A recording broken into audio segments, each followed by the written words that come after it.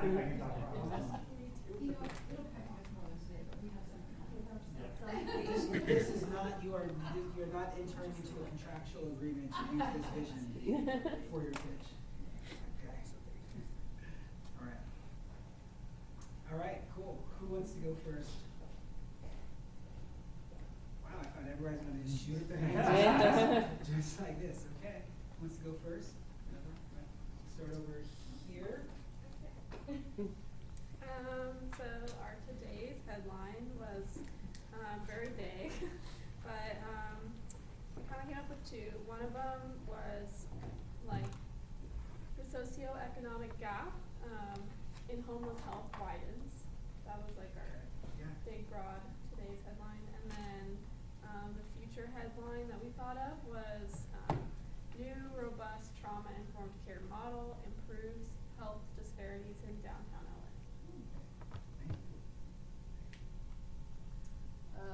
So I got some down. So mine was, women veterans experience high rates of PTSD but don't engage in treatment.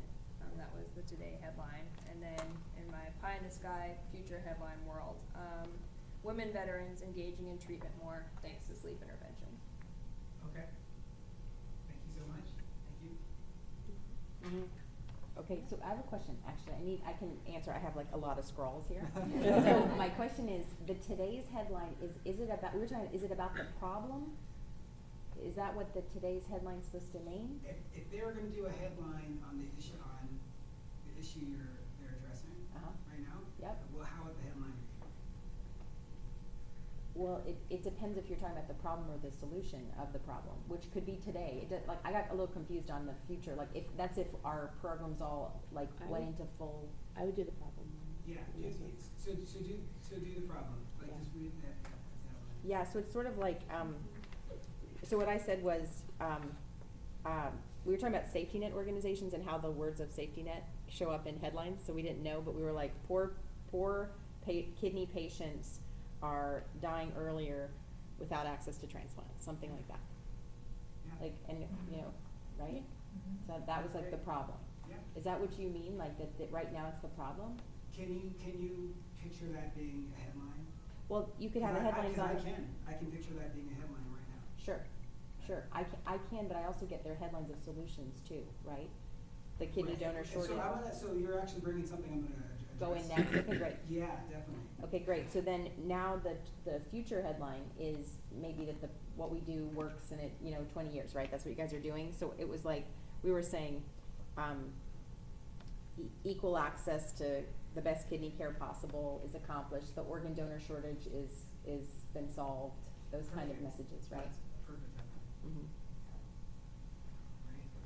So my today's headline is families suffering from asthma get new tools to prevent hospitalization. And then the 20-year headline is asthma hospitalizations dropped by 80% among children and breathing cleaner Okay. air. Yeah. Okay, so today's headline would be Nutrition Students Reach Youth Through Cooking. Our future headline would be Youth Development Program Spreads Across the U.S. Lowering Diabetes Rates Dramatically. Okay, great. Thank you all so much. Okay, so this is, I think the visions for the future headline, a couple of them really hit on this idea of a vision, but I think a couple of them were focused a little too much on the solution, right? Being like, not the issue being solved, but the tool to get to solving the issue, right? So when we're thinking about your vision ideally and idealistically, your solution wouldn't even necessarily exist for the most part. Of course, if it's a continuous program, but even program interventions have a goal of not being needed anymore if you take it to the furthest extreme, right? So that's the thing. So when you're talking about your vision, so this exercise hopefully was to get you thinking about your vision in a different way. To get you thinking about your vision in a different way and to make it concrete. Usually we talk out our visions. usually talk out our visions over the course of hundreds of conversations, and we don't even realize we're doing it. So it's hard to really grasp what your vision is. And I'll be candid too, because I've been working in social change for a while now, and I fundraise, I worked with homelessness. It can be hard to believe for yourself. There's nothing wrong with that. It can be hard to believe. You know, my last organization I worked with, one of our vision statements was to end homelessness in LA.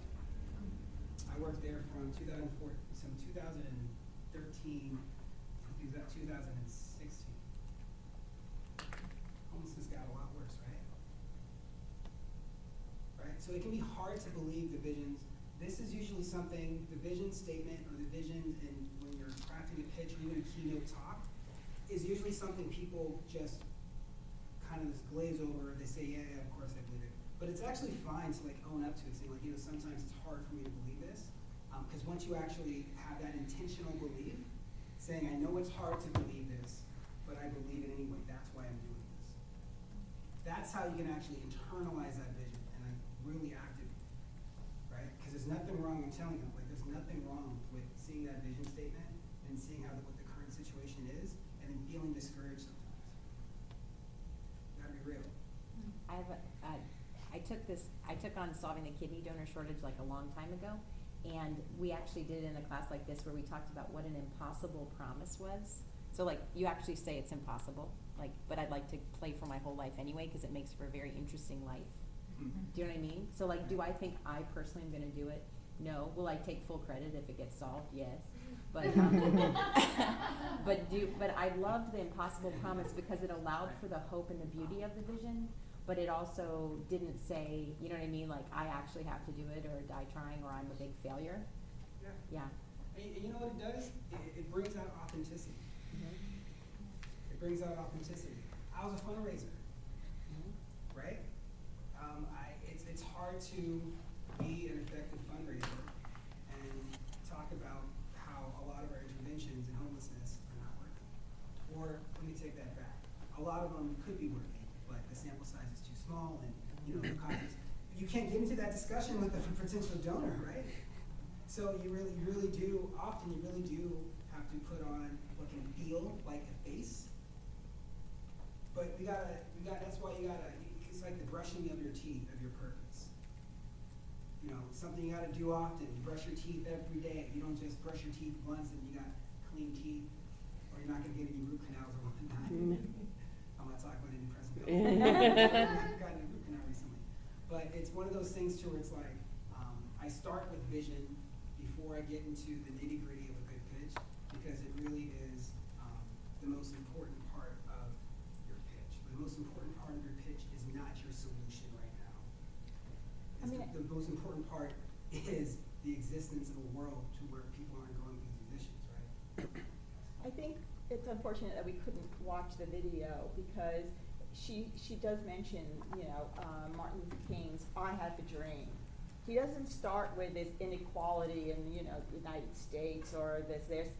He starts off with something that stops you in your tracks and you go, what? I really want to hear what you're talking about, because this is not what I'm expecting to be hit with when I hear about your pitch. And he makes it so lofty, and he doesn't really hit you with exactly what he's asking for right off the bat. So I got the video working. Oh, good. All right. So I got the video working. I just wanted to wrap up this exercise. I think we're gonna go to. Thank you for that. And that's exactly what it is. And you gotta believe it. Authenticity is another one of those underlying just core values of public speaking. You don't have to speak perfectly, but you have to speak authentically, right? You don't have to speak perfectly, just demonstrate. But it's one of those things, and it starts with your vision and just putting it out there, saying like, it's usually hard for people to come up with a vision they can get behind, because they got to put it out there. They're like, yeah, this feels like it's too lofty. How can I just bring it home? When it comes down to your actual pitches and your solutions, you do bring it down to your realm of influence, right? What can you actually do to change something or something about this issue to get it closer to your vision? so with that, thank you for that wonderful introduction to this much delayed video. Let me actually just knock on something. Gonna work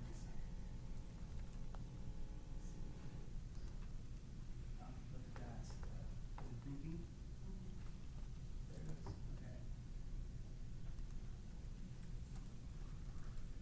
Okay.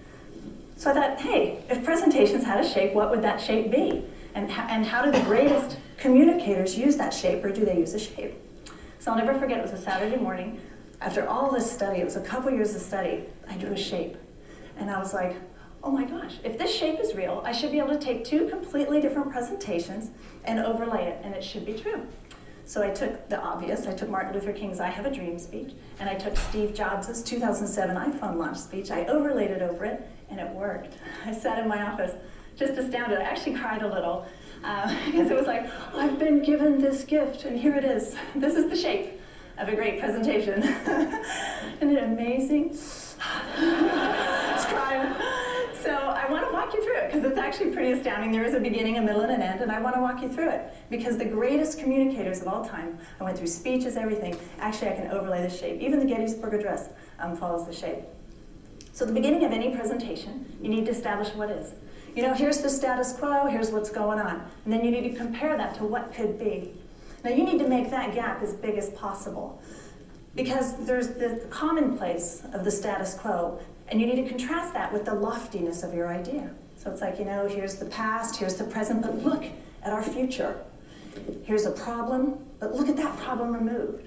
Here's a roadblock, let's annihilate the roadblock. You need to really amplify that gap. This would be like the inciting incident in a movie. It's when suddenly the audience has to contend with what you just put out there, and they have to say, wow, do I want to agree with this and align with it or not? And then the rest of your presentation should support that. So the middle goes back and forth. It traverses between what is and what could be, what is and what could be. Because what you're trying to do is make the status quo and the normal unappealing. And you're wanting to draw them towards what could be in the future with your idea adopted. Now, on your way to change the world, people are going to resist. They're not going to be excited. They may love the world the way it is, so you'll encounter resistance. That's why you have to move back and forth. It's similar to sailing. When you're sailing against the wind and there is wind resistance, you have to move your boat back and forth and back and forth. That's so you can capture the wind. You have to actually capture the resistance coming against you when you're sailing. Now, interesting, if you capture the wind just right and you set your sail just right, your ship will actually sail faster than the wind itself. It's a physics phenomenon. So by planting in there the way they're going to resist between what is and what can be, it's actually going to draw them towards your idea quicker than should you not do that. So after you've moved back and forth between what is and what could be, the last turning point is a call to action, which every presentation should have. But at the very end, you need to describe the world as a new bliss. This is utopia with my idea adopted. This is the way the world is going to look when we join together and we solve this big problem. So you need to use that as your ending in a very poetic and a dramatic way. So, interestingly, when I was done, I was like, you know what? I could use this as an analysis tool. I actually transcribed speeches, and I would actually map out how much they mapped to this tool. So I want to show you some of that today, and I want to start with the very two people that I used when I first did it. Here's Mr. Jobs. Completely has changed the world of personal computing. He's changed the music industry. Now he's on his way to change the mobile device industry. So he's definitely changed the world. And this is the shape of his iPhone launch, 2007, when he launched his iPhone. It's a 90-minute talk. You can see he starts with what is, traverses back and forth, and ends with what could be. So I want to zoom in on this. The white line is him speaking. He's just talking. The next color line you'll see popped up there, that's when he cuts to video. So he's adding some variety, and he cuts to demo. So it's not just him talking the whole time. And these lines are representative there. And then towards the end, you'll see a blue line, which will be the guest speaker. So this is where it gets kind of interesting. Every tick mark here is when he made them laugh. And every tick mark here is when he made them clap. They are so involved physically. They are physically reacting to what he is saying, which is actually fantastic, because then you know you have the audience like in your hand. So he kicks off what could be with this is a day I have been looking forward to for 2.5 years. So he's launching a product that he's known about already for a couple years. So this is not a new product to him. But look at this, he does this other thing. He marvels. He marvels at his own product. He marvels himself more than the audience laughs or claps. So he's like, isn't it awesome? Isn't this beautiful? And he's modeling for the audience what he wants them to feel. So he is actually doing a job of compelling them to feel a certain way. So he kicks off with what could be, with every once in a while, a revolutionary product comes along that changes everything. So he starts to kick in and talk about his new product. Now at the beginning of it, he actually keeps the phone off. You'll see that the line is pretty wide up until this point. So he goes off between, here's this new phone, and here's the sucky competitors, and here's this new phone, and here's the sucky competitors. And then, right about here, he has a star moment, and that's something we'll always remember. What he does, he turns the phone on. The audience sees scrolling for the first time, and you can hear the oxygen sucked out of the room. They gasped. You can actually hear it. So he creates a moment that they'll always remember. So if we move along this model, you can see the blue where the external speakers are going, and then over towards the bottom right, the line breaks. That's because his clicker broke. So what does he do? He wants to keep this heightened sense of excitement. He tells a personal story right there where the technology didn't work. So here's the master communicator, and he turns to story to keep the audience involved. So the top right, he ends with the new bliss. He leaves them with a promise that Apple will continue to build revolutionary new products. And he says, there's an old Wayne Gretzky quote that I love. I skate to where the puck is going to be, not to where it's been. We've always tried to do that at Apple, and from the very, very beginning, and we always will. So he ends with the new bliss. So let's look at Mr. King. He was an amazing visionary. He's a clergyman who spent his life working hard for equality. And this is the shape of the I Have a Dream speech. You can see he starts with what is, moves back and forth between what is and what could be, and ends with a very poetic new bliss, which is the famous part that we all know. So I'm going to spread it out a little bit here, stretch it for you. And what I'm doing here is I've put the actual transcript there along with the text. I know you can't read it, but at the end of every line break, I broke the line there because he took a breath and he paused. Now he was a Southern Baptist preacher. Most people hadn't heard that, so he had a real cadence and a rhythm that was really new for the people there. So I want to cover up these lines of text with a bar, because I want to use this bar as an information device here. So let's walk through how he actually spoke to the people. The blue bars here are going to be when he used the actual rhetorical device of repetition. So he was repeating himself. He was using the same words and phrases so people could remember and recall them. Well, then he also used a lot of metaphors and visual words. This was a way to take really complicated ideas and make them memorable and knowledgeable so people got it. He actually created very, almost like scenes with his words to make it so they could envision what he was saying. And then there was also a lot of familiar songs and scriptures that he used. This is just the front end of it that you're seeing. And then he also made a lot of political references of the promises that were made to the people. So if we look at the very first end of what is, at the very end of what is was the very first time that people actually clapped and roared really loud.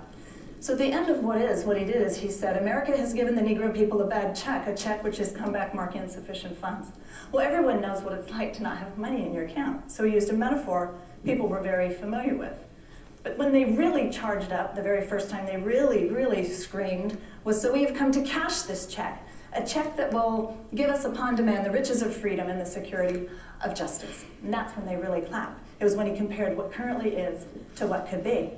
So when we move along a little farther in the model, you'll see it goes back and forth at a more frenzied pace. And this is when he goes back and forth and back and forth. Now, the audience was in a frenzy. You know, they were all excited, and so you can actually do this to keep them in a heightened sense of excitement.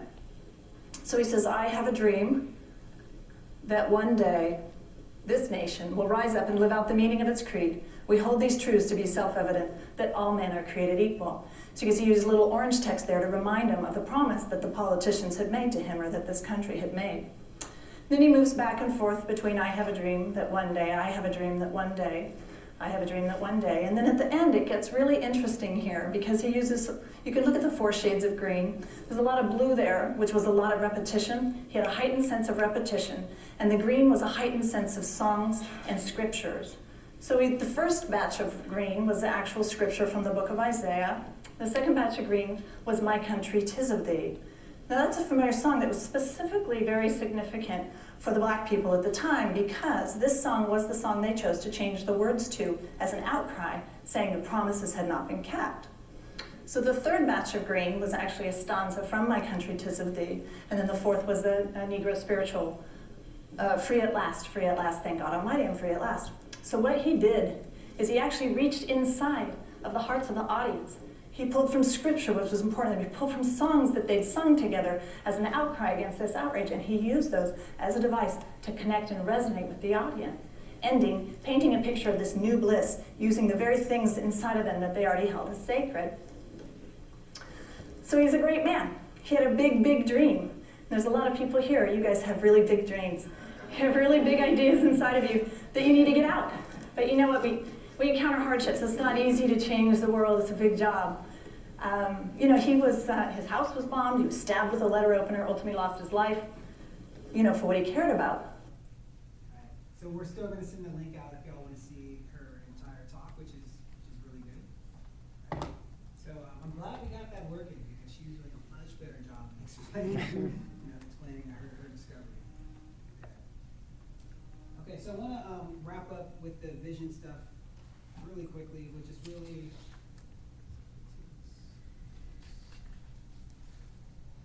feel for y'all. The vision stuff. How that feel? Especially after doing the vision exercise and then seeing, vision operationalized, right? In some of these really famous talks. Was it easy? Was it hard? It was more difficult to put on paper. Yeah. What aspect do you think? Just because, especially for our project, it's so many things, so to kind of make it make sense in a simplified way, it was really difficult. Yeah.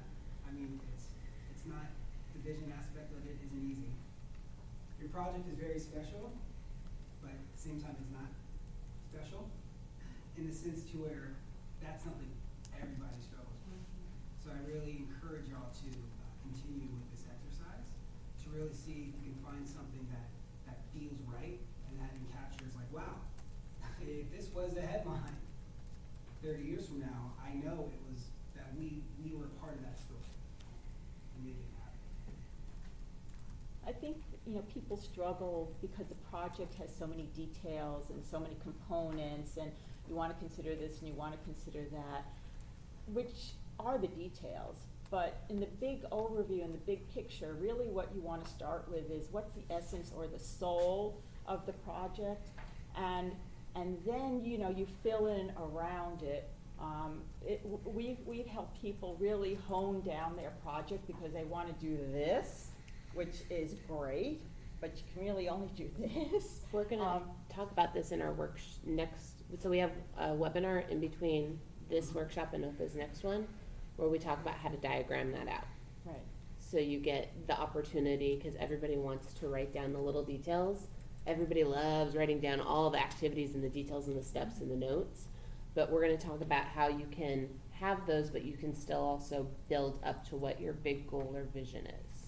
Yeah, I have a question. I've been in listening to all of ours. So there's people go, that's too academic. You know what I mean? Like there's this project that's like we want to do something on the ground, right? There are people, there's money, there's a science, there's effectiveness measures, right? We all have something like that we're talking about. And then there's this heartfelt point to why we want to do this very pragmatic thing, right? Fundamentally.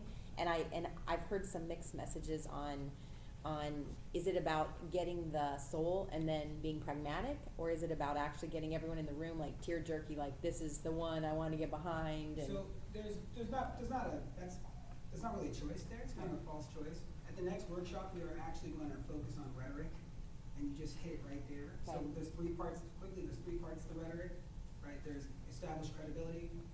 There's the logic part, appeal to somebody's, logic, and then also the emotional part. okay. So good news is we've been studying this for 2,000 years, so there is an answer to that question. And Okay, don't great. forget, with a group of funders, not everyone's gonna be hit the same way by every project. So it's not like you have to win across all the judges. You have to connect with one person maybe who is very excited about your project because they have an interest in that project. So, when we say, you wanna be the one that funders pay more attention to, you still wanna be able to say, I may connect just with one person, which is fine because they're passionate about the same thing I am, and, you know, other people can connect with someone else. Right. So, good news is we've been studying this for 2,000 years, so there is an answer to that question. Okay. Okay. And don't forget, with a group of funders, not everyone's gonna be hit the same way by every project. So it's not like you have to win across all the judges. You have to connect with one person who is very excited about your project because they have an interest in that project. So, Okay. So now we're going to get a little into the beginning of your pitch. How do I start? This usually trips people up a lot. I love this. Start where it's easiest. You can actually do this to even things outside of pitches. Recently, I was coaching someone who was she was delivering her first keynote presentation. A master of the topic, but she's never, had to be the keynote speaker, especially in a presentation for a conference with, I think, 500 people. So naturally, she's very nervous. And it's very different just to be an expert and then sharing knowledge. And then being the keynote, there's expectations on that. People not only want information, they want to be inspired as well. Right? So how do you start? You gotta captivate them. You gotta captivate them. And this usually trips people up because they feel like they need to start at the beginning of the book. Let me start at the beginning of the book. I'm telling y'all right now, as y'all are gonna start really crafting your pitches, you don't have to start at the beginning. So what I told her, or what I asked her really, well, what part of this presentation speaks to you the most? Like, well, what information really you like the most?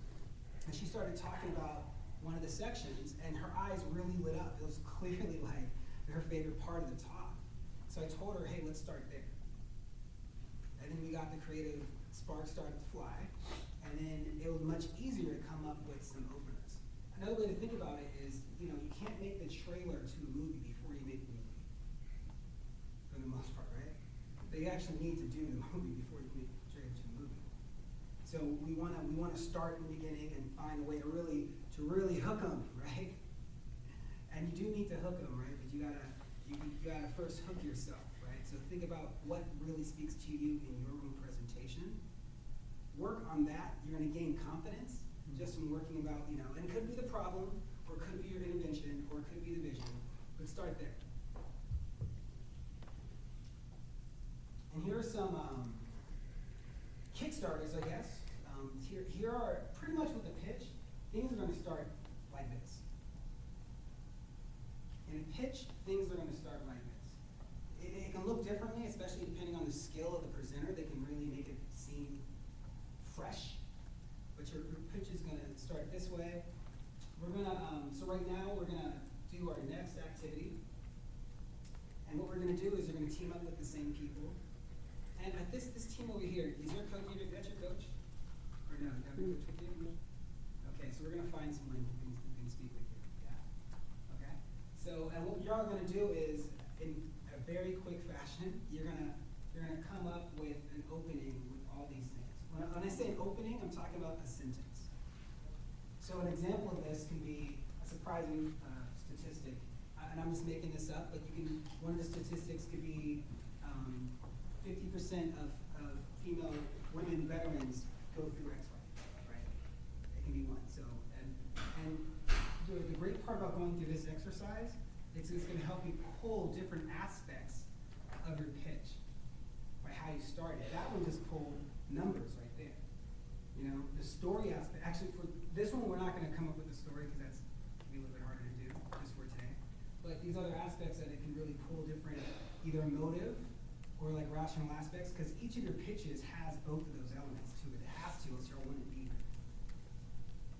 Okay, how does that sound? Make sense? Can I get your help? Sure. Can you help? Can you kind of help them be the listener? Yeah. Okay, cool. Thank you. Are y'all ready to get started on it? So in very, very quick fashion, I'm saying 5 minutes. You're gonna come up with an opener using each of these elements, except for the story part. You don't have to do that one. All right. This is actually what I Thanks, was Sarah. already into. So,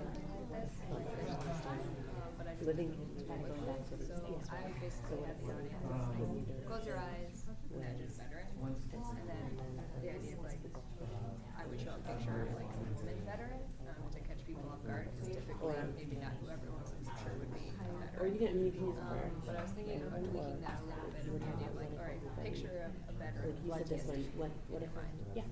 Or whatever. And then showing again a picture of like a woman in military uniform, and then the demographic I could have.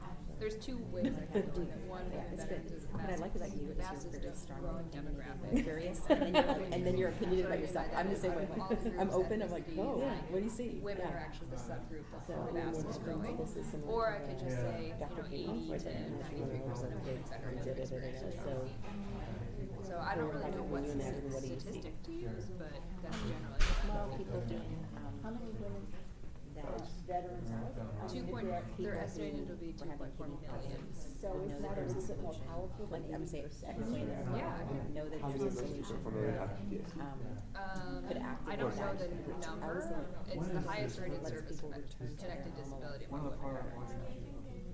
But I think if you, So what if you know, people 80% without is kidneys? not So imagine a world where people Okay. in need, people in need of a kidney. I could have thought it was 10,000. Go back to Yeah. 80% of that is 8,000. That's not as huge of a number as So should I 2.4 just- million. Should I just stick with what they instead of love bringing doing. PTSD into it, just I don't know if picture a it's- veteran and then present the 2.4. No, just that's it, that's it, that's it, Divide yeah. it. Say 2.4 And million. then How many people live in for Chicago? your literal question, For example, kids have. that's where I would actually use this. So It's about, this is it's just, about that. this is going to depend on what two says. Find the Who has a right donor size stigma city. license right now? More than all the people who live in Just to get people Chicago. thinking that they're already open to donations. So for benchmarks, LA is Like, and 3 million. who's donated what? LA City is 4. So And that opens it up Chicago is for gonna you be, to I think, step about in. the right size. So the thing I was thinking is you, like, the So powerful what we're versus surprising saying stat. What I think is is interesting about this, and let me just get you to, as a woman person not knowing my field. Man on the street, let's do it. Exactly, Yeah. my woman, powerful woman. Share more So, than words. 100 million people have So when you start to say, Oh, not that many people